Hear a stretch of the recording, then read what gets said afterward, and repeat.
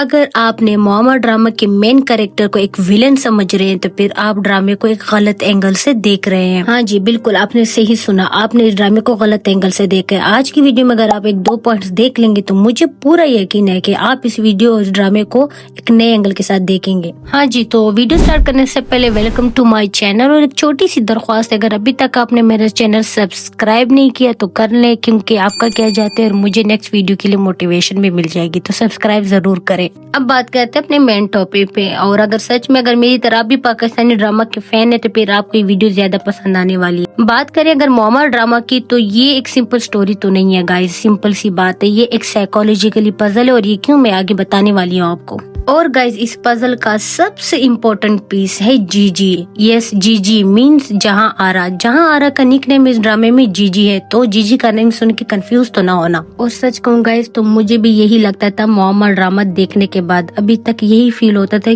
कि पाकिस्तानी ऑडियंस को ड्रामा के थ्रू एक गलत मैसेज दिया जा रहा है। मतलब कि ड्रामे के थ्रू ये बताया जा रहा है कि एक मैरिड वुमेन किस तरह से एक एक्स्ट्रा अफेयर चलाती है और किस तरह से मर्दों को अपनी तरफ करती है। और दूसरी तरफ ये भी बुरा लगता था कि वो कैसे मर्दों को ये दिखा रही है कि वो शादी के बाद भी जो है ना वो कैसे अफेयर्स चलाते हैं, जबकि 80% में से शायद 20% होंगे जो ये नहीं भी करते होंगे। वुमेन को दिखाया जा रहा है कि कैसे वो मैरिड वुमेन एक अफेयर चलाती है, और मुझे ये चीज वाकई में लगता था कि गलत है। लेकिन कुछ पॉइंट्स देखने के बाद, मतलब साइकोलॉजिकली इसको रीड करने के बाद, एक न्यू एंगल के साथ जब मैंने ड्रामे को देखना स्टार्ट किया तो मुझे फील हुआ कि नहीं मैं गलत थी। तो शायद मुझे लगता है ये आप लोग भी यही सोच रहे होंगे। ओके गाइस, आज हम बात करने वाले हैं जीजी मतलब आगा जारा के कैरेक्टर के बारे में, क्योंकि वो पहली नजर में एक स्ट्रॉन्ग और कंट्रोलिंग औरत लगती है, और लेकिन जैसे जैसे हम स्टोरी को आगे समझते हैं और देखते हैं तो मुझे ऐसे क्लियर होने लगा अंदर से कि वो एक ब्रोकन औरत है। देखो गाइस, मैं इस चीज को जस्टिफाई बिल्कुल भी नहीं कर रही कि वो ये जो चीज कर रही है वो बिल्कुल सही कर रही है और सारी औरतें ही ऐसे करती, नहीं, मैं बिल्कुल भी इस चीज को जस्टिफाई नहीं करी, बल्कि मैं इस चीज को थोड़ा सा एक्सटेंड करके एक्सप्लेन कर रही हूँ कि वो ये सब क्यों कर रही है।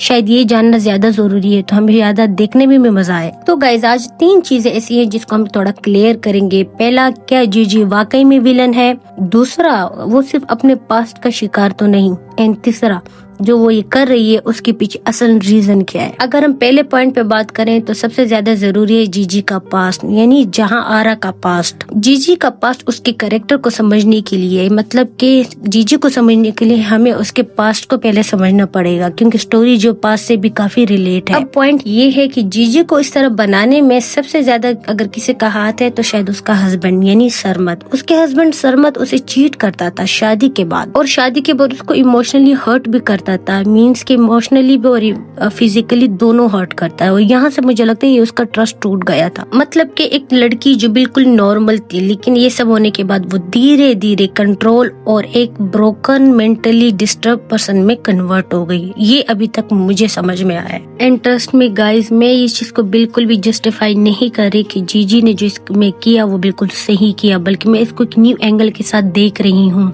जैसे कि अभी तक मुझे भी यही लगता था ये ड्रामा देखने के बाद कि इस ड्रामे के थ्रू जो है पाकिस्तानी ऑडियंस को एक गलत मैसेज पोर्ट्रे किया जा रहा है कि शादी के बाद एक वुमेन जो है वो कैसे अपने नेक्स्ट अफेयर्स चलाती है और कैसे मर्दों को अपनी चाल में बसाती है, और वुमेन जो है वो कैसे अफेयर्स चलाती हैं।